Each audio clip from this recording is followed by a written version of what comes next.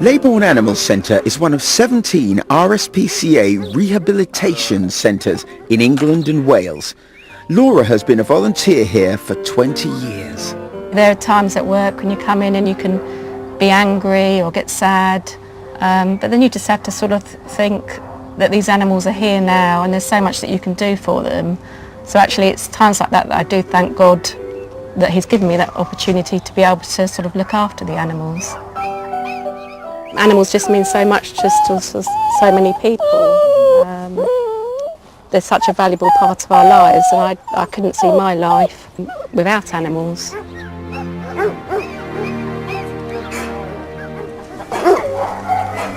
I'll be back at the Animal Centre later, but first, Connie with a story from the Cotswolds.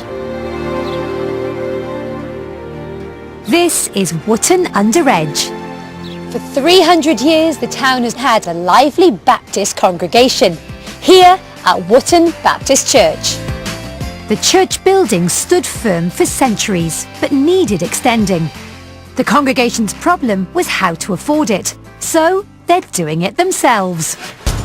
They've been spurred on by professional architect and church member Richard Smith. Because it looks pretty expensive. Well, it hasn't actually been that expensive. We built it for about £150,000. And it would have cost? £300,000 if we'd gone straight to a builder. There are all sorts of local church members volunteering their time and skills here, all in a race to finish in time for the grand opening in just 1 week's time. Church member James is an electrician who's given up 6 months of paid work to help. I've found it hugely rewarding. I love doing it. I may not be terribly good when it comes to eloquence and preaching and anything like that, but it's the one way I can contribute. And there's Jill, who's a doctor. Church here in Wootton is like my family, and we've got a project going on and I wanted to give back to the church and to God what I've been given through this church. So I want to be able to contribute and be part of the team here. Then there's local welder Lee, who was passing by and offered to lend a hand. So I decided to do it for free. It's for the church, it's for the community, and I thought, I'd do my part and muck in and help out with everybody else. Even the minister's getting involved. Hey Tom. Hi Connie. You're the minister. How does it make you feel, all your congregation doing up the place? It's terrific. They're just a group of generous people who believe in a generous God, and it shows in their lives, And how did you raise the money for this? nearly all of it has just been given by members of the church. Costs have been cut by people volunteering, and that's what's made it happen. So a week's time, are you going to finish in time? We are certainly going to get it presentable and ready for people to come into it and feel welcome. Whether it'll be 100% functional or not, we'll see. Well, I should let you get on, but in the spirit of this volunteering work, give me the brush, come on. Just okay, well, perhaps I'll go get a cuppa then. Slacking, the minister is slacking. Yes, I may have been lending a bit of a hand myself, but it's hats off to the real volunteers here. And for the linchpin of the whole project, Richard, it's about more than just bricks and mortar. It's been tremendously galvanising of the congregation. You get to know people when they're working together on a building site far more than you do just sitting in a pew next to them on a Sunday service. And has this project brought the community together? Yes. And in fact, one day one person said to me, wow, in this day and age, I thought churches were closing down. A church is actually expanding. I've got very emotionally involved in it. At night I wake up thinking about it. 3, 2, 1. After over 20 years dreaming of this day, it's finally arrived and the new centre is open. It's a moment of pride and relief for Tom, Richard and the whole church. It's been a manic couple of weeks. We've been working really hard to get it done. So yeah, I'm thrilled with the result really. It's all looking pretty together and welcoming, which is the key thing really. I haven't slept for quite a few nights, but tonight I will sleep well.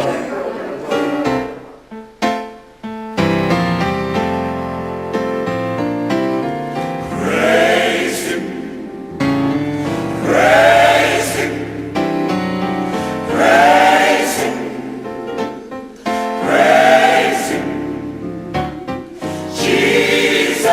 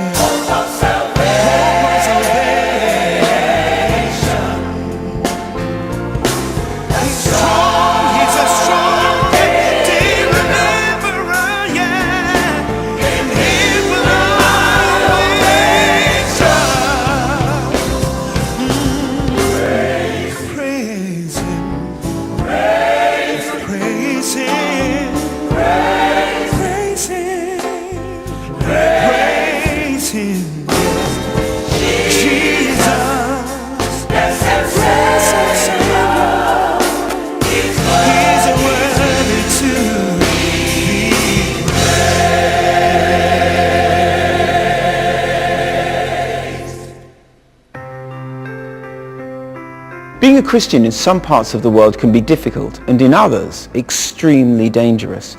Pakistan is, according to studies, the fourth most perilous place on the planet to be a Christian. Yet when a bishop from Hyderabad came to visit Glasgow, he was not looking for respite but to pick up ideas of how to help the local community in his home city, as Salim Magnusson discovered. What is the community that you're working with and living among in Hyderabad like? We live with Muslims and then with Hindus, and we as a diocese very much believe in our social gospel, and that is why we have got 6 schools and 3-4 different projects which deals with the social issues of the society. Bishop Kaleem and his party's first stop is the Lodging House, a homeless shelter run in conjunction with Glasgow City Mission. We're trying really to bring people up in life a bit and restore their dignity. That's our wider aim. Stage 1 is just to bring them in and offer them something to eat. Financial problems, mental health and drug addiction are some of the issues the team deal with on a daily basis. Is it an independent work or is it funded by... We need over £300,000 a year to run this place. I'm out of practice nowadays. It's not every day a bishop from Pakistan makes a stop at a laundrette in Glasgow, but Bishop Kaleem is here to meet Jake Crawley, who started up her own business in the church. You are a volunteer? Volunteer, yeah. I was on benefits for a few years and we're coming to start a self-reliant group. Is it all day or do you work for certain hours of the day? Well, I do my own work 5:30 to 9:30 in the morning, then I come in the laundry Tuesday, Wednesday, Thursday. The laundrette was started with the help of an initiative called Weevolution, which originated in India in the late 1980s. It helps people to support each other to form small businesses. The church provides the space and how did you get the machines? Through the microfinance, through Weevolution. We borrowed 5,000 off them. So we paid that within a year back with the money that came in from laundrette. And your hope is that you'll get enough customers to make a profit and then have an income yourself. Yeah. And yes. And I'll be along with my ironing. And you come along with ironing, good. It's been a busy and useful trip for the bishop, and he's noticed a familiar theme which resonates strongly with him. For the church, it is very important, especially nowadays, to connect with the local community, to tell them that the church is there. Church is not there only to worship God, but at the same time to serve the people of God. And I think this is how we can serve the people of God, and God will really appreciate that.